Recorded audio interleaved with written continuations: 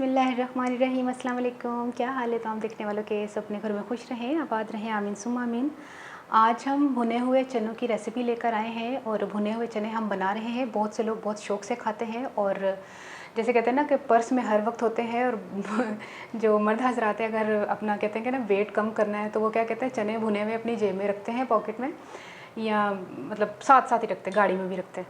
तो वो उनको बड़ा मतलब शौक़ होता है। और आपको क्या पता कि चने इतने फ़ायदेमंद हैं, ये भुने हुए चने की मैं बात कर रही हूँ, और इनको बनाने के लिए और इतनी आसानी से ये बनते हैं। जैसे कहते हैं ना कि हम लोग समझते हैं कि बहुत मुश्किल है, मुश्किल काम नहीं है, बहुत आसान काम है। मैंने सोचा कि मैं बनाऊँ इस रेसिपी को, तो फिर मैंने जो है ना, जहाँ से चने मिलते हैं, मैंने उनको बोला कि जो चने भुने जाते हैं वो वाले मुझे चाहिए, क्योंकि ये नॉर्मली जो हम चने घर में पकाते हैं उससे हटके होते हैं। ये मुख्तलिफ चने होते हैं, मतलब वो चने नहीं होते जो हम पकाते हैं, जिसको 5-6 घंटे भिगो फिर पकाओ, फिर उसको पकने में भी इतना टाइम लगता है। नहीं, ये स्पेशली भुने हुए चने मिलते हैं। आप उनको बोलिएगा, वो दे देंगे। जो आप मतलब चने वाली दुकान, जो उसको क्या कहते हैं, उसमें उस दुकान को मतलब जैसे जनरल स्टोर टाइप ना, अगर बड़ा जनरल स्टोर है, ठीक है, तो उससे मांगिएगा कि आपको भुने हुए चने दे दें, ये भुने हुए चने दे देगा। तो इसको लेकर लेकर आए हैं जैसे घर पे। तो इसको भूनने के लिए हमें क्या क्या चीज़ों की ज़रूरत होगी, ये शुरू करते हैं। इसको देखें, तकरीबन मैंने 1 खाने का चम्मच पानी लिया, ये तकरीबन 1 खाने का चम्मच। इसको मिक्स करता है, तमाम चनों पर पानी लग जाए।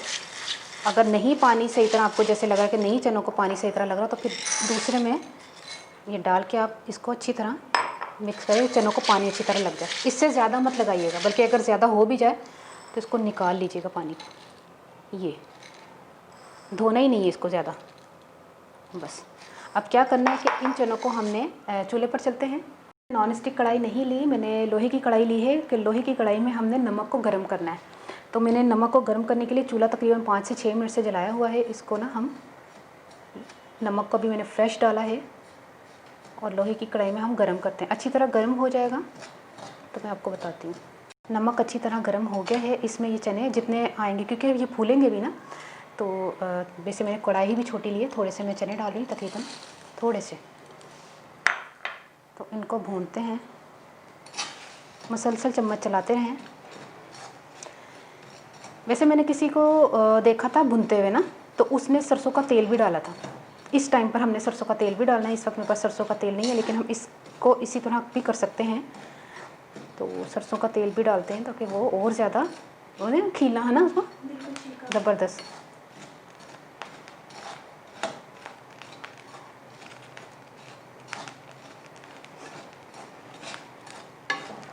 चम्मच मुसलसल चलाते रहना, चम्मच को नहीं आपने रोकना।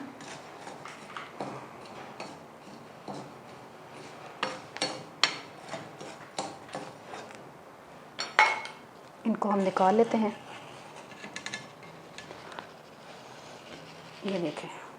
ये देखें जो आपको नमक नज़र आ रहा है ना, ये नमक हम इसको टिश्यू से साफ़ कर लेंगे, क्योंकि नमक हमारे जिस्म में ना जाए।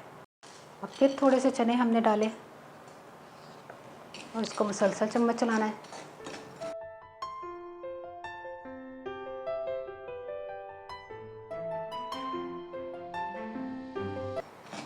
अच्छा, ये ना मैं चने सियालकोट से लेकर आई हूँ, उसमें मैं बोले नहीं शुरू नहीं। अच्छा, ये मैं सियालकोट से लेकर आई हूँ चने।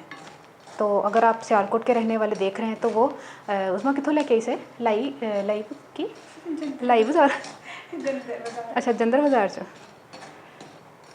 ठीक है, मिलते हैं है ना।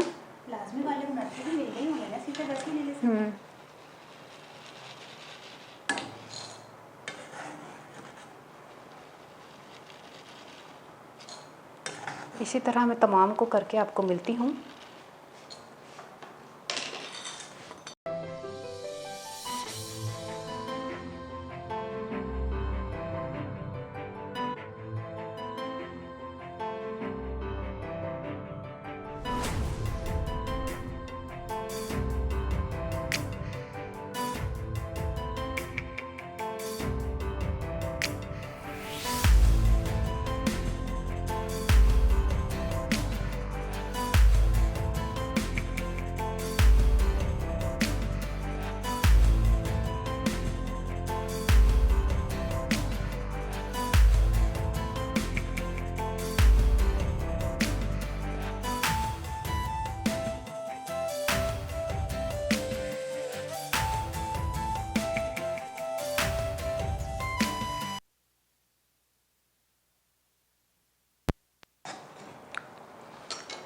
ये देखिए सारे चने हमने जो है ना वो भून लिए हैं।